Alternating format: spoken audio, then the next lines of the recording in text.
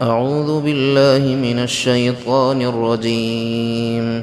بسم الله الرحمن الرحيم. لا أقسم بيوم القيامة ولا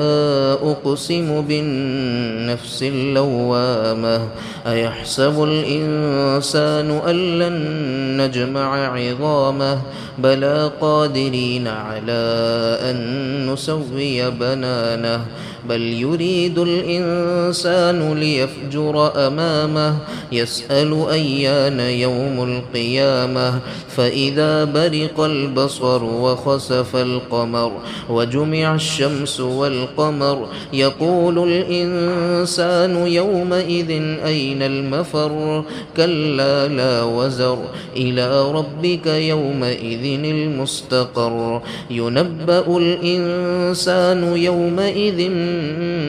بما قدم وأخر بل الإنسان على نفسه بصيرة ولو ألقى معاذيره لا تحرك به لسانك لتعجل به إن علينا جمعه وقرآنه فإذا قرأناه فاتبع قرآنه ثم إن علينا بيانه كلا بل تحبون العاجلة وتذرون الآخرة وجوه يومئذ ناظرة إلى ربها ناظرة ووجوه يومئذ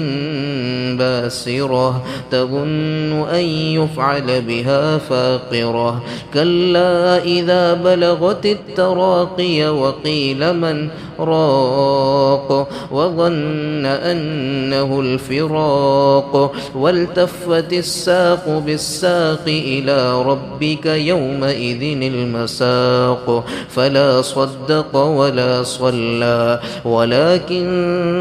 كذب وتولى ثم ذهب إلى أهله يتمطى أولى لك فأولى ثم أولى لك فأولى أيحسب الإنسان أن يترك سدى ألم يك نطفة من مني يمنى ثم كان علقة فخلق فسوى فجعل منه الزوجين الذكر والأنثى أليس ذلك بقادر على أن يحيي الموتى